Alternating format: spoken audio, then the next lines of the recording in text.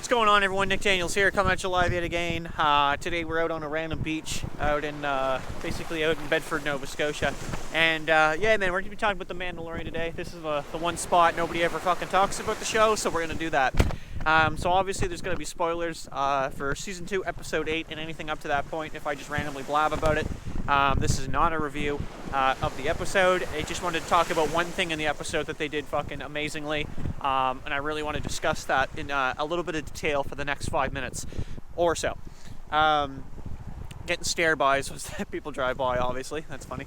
Yeah, man, so if you haven't seen the episode, yeah, so be warned, but they put Luke Skywalker in the episode.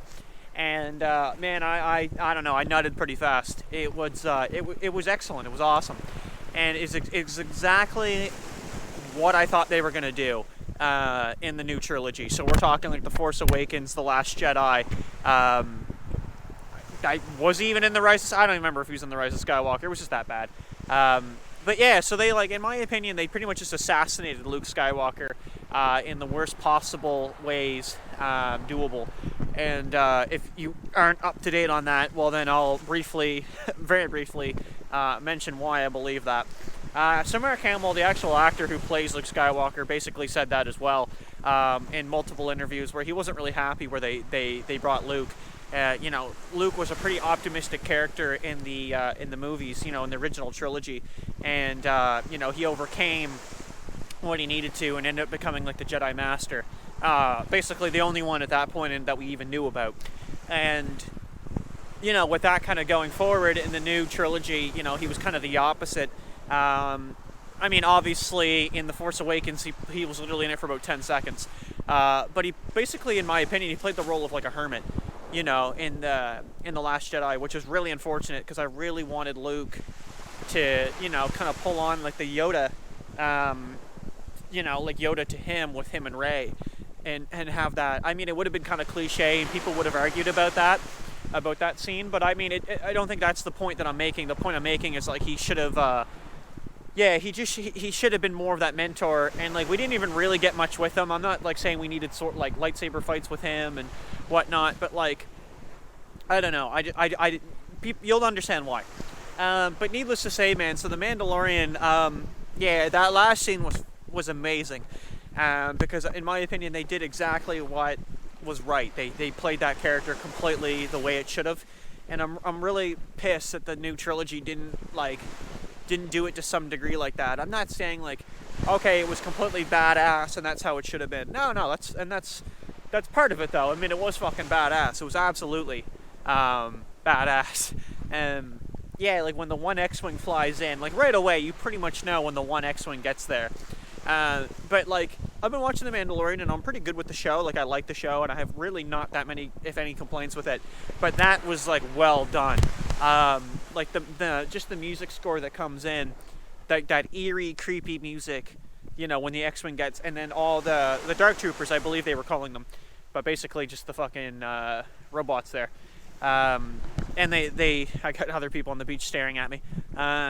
Yeah, and they all turn abruptly and they start going towards, like, because there's a new threat. And it's funny because obviously the threat of Luke, or a Jedi in this case, was more than the guys that were already in the bridge with like their commander. You know, it's just that amused me a lot. And we see a lot of like easy kills of Luke, taking out these like droids that the Mandalorian himself like had so much of a struggle with. You know what I mean? And just like that creepy ass music, the reactions of like the people, like Moff Gideon in the room, like you can tell, man, he's like literally is like shitting himself. And Luke is just like with ease killing them. Like these droids that like again like pose so much of a threat. And like there was certain maneuvers he was doing that were really cool. And you could clearly tell like his like ability was like, yeah, this guy's a fucking badass. Like, I know they put Ahsoka on there, and I like that too. That was pretty good. Like, they've done a lot of things in The Mandalorian I couldn't argue with, and I was quite happy with. Like, Ahsoka was quite nice. But, like, as soon as the one X-Wing showed up, I was like, yeah, that ain't Ahsoka, son. You know, I'm just staring back at people. Now, my GoPro battery's getting low, so we're going to have to wrap this up.